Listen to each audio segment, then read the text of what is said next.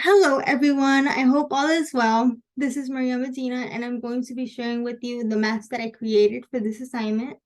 So for the outer part of my mask, I utilize words or phrases that I've heard from society when describing me.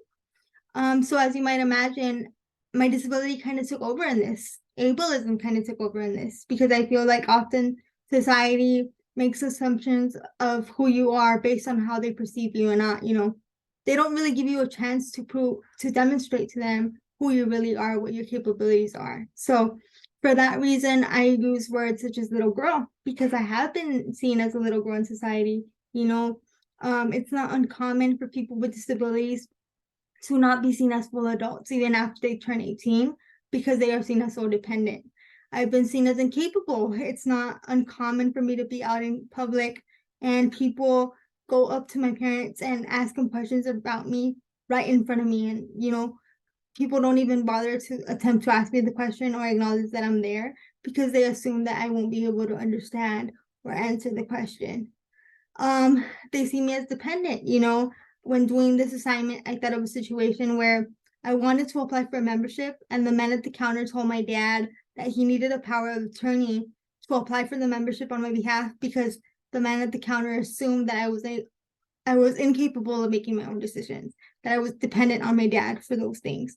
And he never even talked to me, the man at the counter, not one time. So he made these assumptions based on what he saw, based on my wheelchair.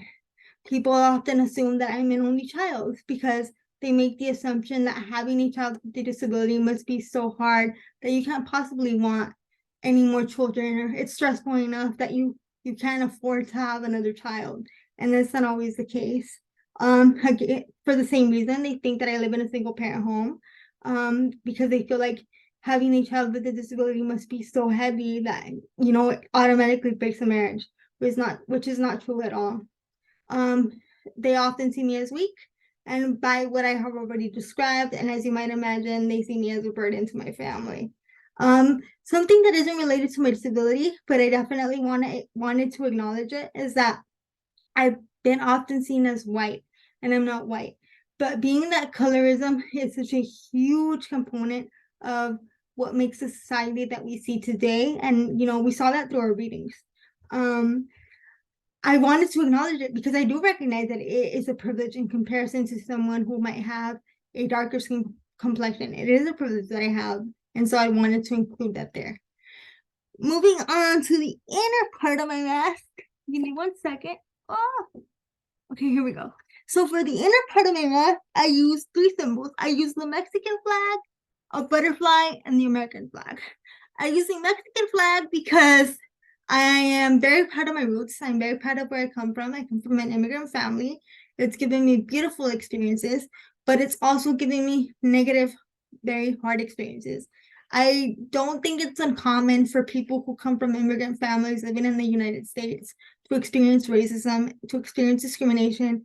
And for those reasons, you often feel like you don't belong, you feel less than. And I definitely felt that at some points in my life. But, I've grown to outthink that. I now understand that I'm just as worthy and I'm just as entitled to seek opportunity as anyone else because I was born here. My parents came to this country seeking that opportunity, and I've definitely had it. But with that, the negative experiences that I've felt and the negative experiences that I've gone through have shaped who I am. And, I feel like my culture and where I live now, my nationality and where I was born really have come together to shape who I am and what I want to do. So that's why I incorporated both flags there. I use the butterfly a lot to describe myself because, as you saw in the words that I used for the outer part of my mask, those words can be used to describe someone who is, limited, who is tied down. Some might even think hopeless, and I don't want to see myself like that. I don't want to be perceived like that. I want to be seen as someone who can accomplish anything with the right acknowledgement and the right accommodations. So for that reason, I include the butterfly symbol. Moving on to the words, I'm the daughter of immigrants, proudly so, would never deny it. I'm not an only child, I'm an older sister of four. I'm Latina Hispanic. I incorporated Catholic here because although I don't practice all the components of Catholicism anymore, because religion didn't always see my disability in a positive way. It's definitely shaped who I am and given me the spirituality I have now. So I wanted to incorporate that there.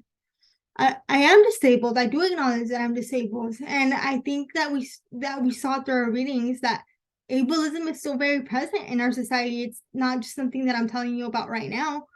We read about it. It's very present. And I think one way to dismantle it is acknowledging people with disabilities and not wanting them to abide by able-bodied norms, because they shouldn't have to. People with disabilities are just as capable and just as worthy as an able-bodied person, and they shouldn't be expected to change in order to live a fulfilled life. That isn't fair. So part of dismantling that is acknowledging disability, and so that's why I put it there. I'm a strong woman. I'm not a little girl. I'm capable. When it comes to the class part of the assignment, I had a difficult time kind of figuring out what my family was, because we started off low income, but my dad has worked at the same company for many years, and he's been able to kind of get promoted, and it's fluctuated our economic status a little bit, but not dramatically. So I kind of had a difficult time figuring out what we were, so I put working class there. I'm a Mexican American. I live in a 2-parent home. I've never lived in a single parent home. I'm an autonomous person. I've always made my own decisions. I've consulted with my parents, as any child would, but I've always made my own decisions.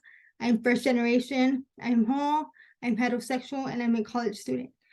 I recognize that in this description of me being heterosexual, being a college student, being cisgender, and being documented are all privileges, and I want to acknowledge that, because although I have encountered a lot of ableism in areas of society, education, for example, I recognize that it's a privilege to be able to gain that education, and I want to acknowledge that.